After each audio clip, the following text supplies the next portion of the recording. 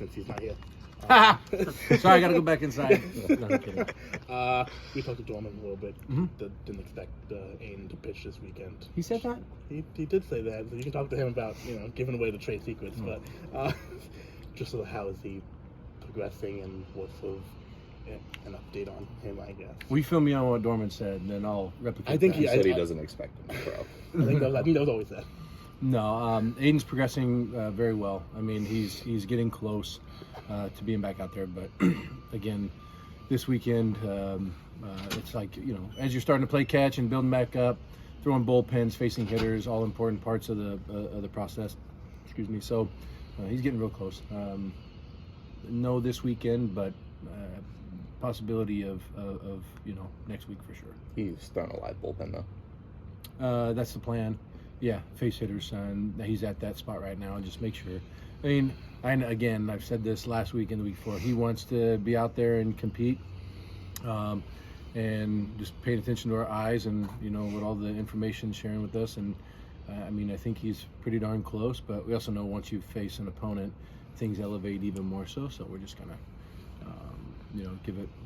Hopefully, from my standpoint, just this one more weekend, but we'll have to just see how this weekend goes with facing hitters. Is Kamatz the first guy to get the shot on Friday? What's the plan? I don't know yet. I got a good idea. We're going to work out some things today. I think by the end of today we should have a good idea what our rotation looks like for the weekend. Jacob's been going on every Saturday, Segura's been going on every Sunday, but beauty for those guys too, they can bump up, and we can always push other guys a couple extra days to get them rested. But I think we're going to make a decision on that this evening. Are those hard decisions when you got to drop down from a 4-man rotation to a 3? I don't think it makes it a hard decision or anything like that. You got to process all the information, look at the matchups. I think all of our guys want to throw on Friday nights, obviously, which is a good problem to have. But I don't know if there's necessarily I'm not worried about hurting any feelings or anything like that. You're just trying to do the best for the club and make a decision throughout the entirety of the coaching staff. We all sit down and voice our opinions on everything, whether it's the lineup or pitching roles or rotation days. What's nice is that we've always felt we had good depth and guys that can take the ball in any time of the week. I know we've had a couple of guys get a little banged up, which is, I guess, created a little bit of a bumpy road. But at the same time, look at it like an opportunity, right, for other guys to step up, just like Dallas has done in the outfield, and Canham, Reeder, and Talt getting their opportunities out there too. And when Webby was down for a few, Tanner having to catch every game or getting the opportunity to do it, and growing out of that experience as well. So, we get a good idea tonight. We'll sit down usually right before the road trip. We plan it all out, but it doesn't really interfere with their bullpen schedule or anything like that. We talked a little bit about free passes and walks by pitches. I haven't checked the Utah weather. I don't think it's going to be sunny and 70 like it's going to be here this weekend, ironically. Oh, man. I wish I would doubt it. Just how is that something that you guys work on over the week? Because I know you touched on that. That's been an issue. It's popped up. I think it's more like I'd say an issue because we highlight it a lot and our expectations are so high. We're still floating a 3.5 ERA, which is pretty good. No matter what, we're going to expect to score as many runs as it takes to win the game, and then some. I don't know if there's a game we walk away from saying we're completely satisfied with what we're doing.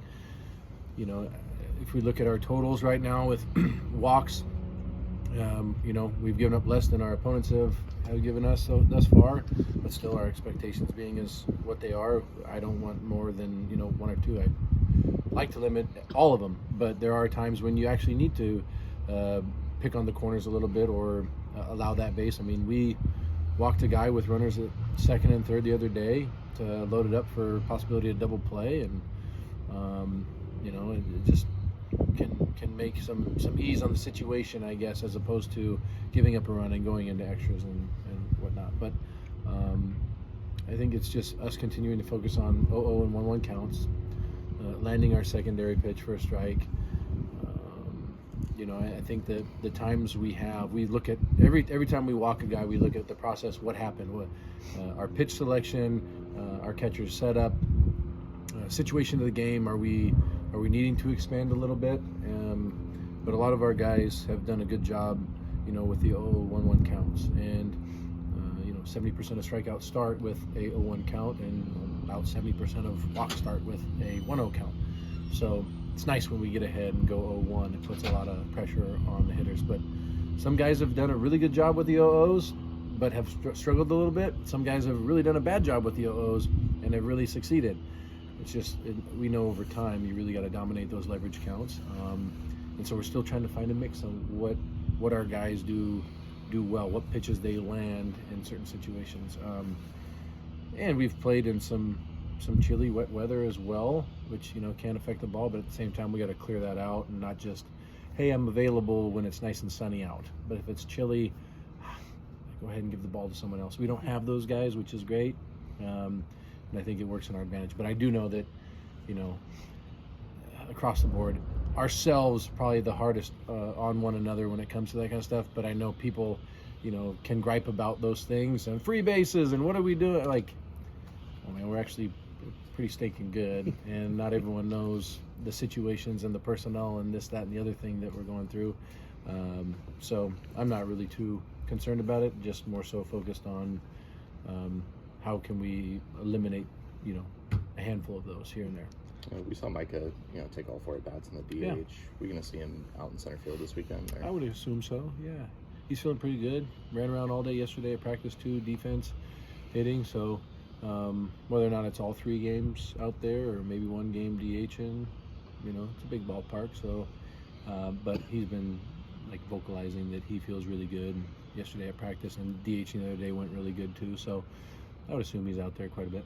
What about Casper and Caraway? Casper's going to take a little bit more time. I think he just needs a little bit of rest on it. The swinging stuff's fine. I think it's just getting up to speed and going at his motor level. Is really running around out there on it. I think he's just going to need a little bit of time to rest and recover and keep it a short-term thing as opposed to turning it into an ongoing long-term thing. So this weekend it'll be very, very limited on a lot of the moves. Just to, we're trying to do the stuff with the at-bats and keep that rolling, but you can't stop those guys from running out of the box and cruising down the line because they sniff a hit or they don't want to ground out or something like that. So you kind of got to limit it for them. So.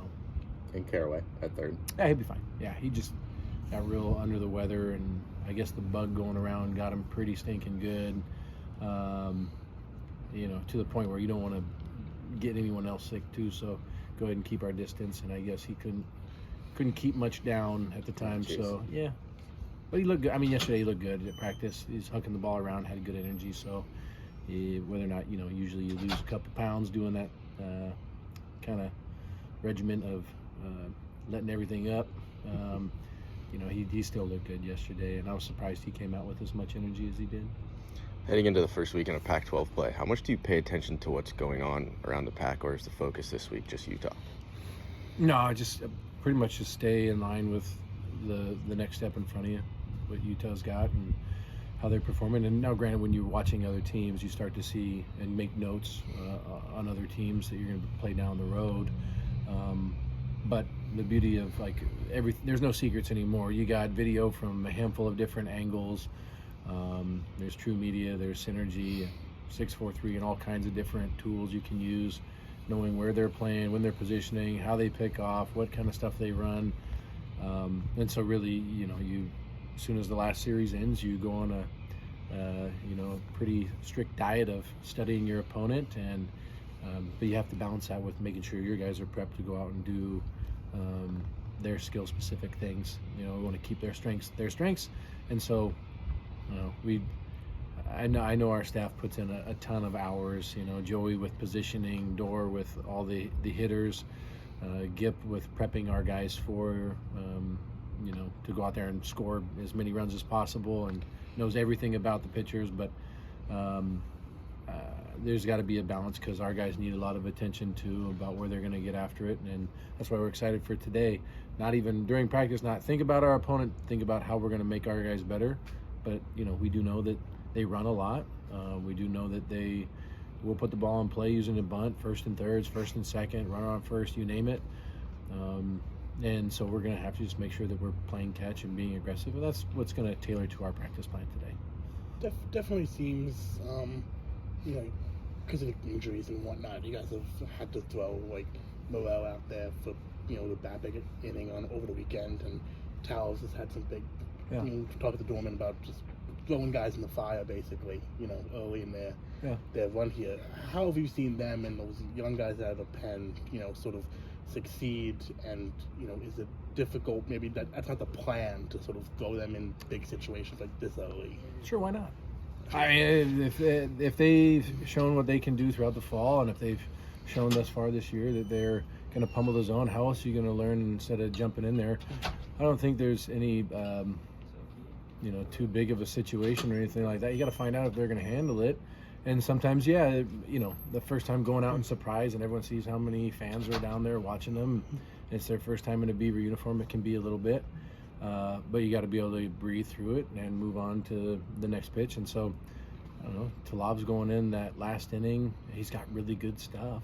It's a big-time breaking ball, and we saw it in the fall.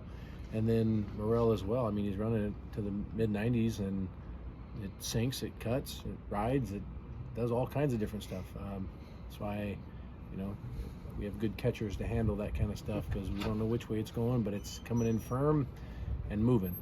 But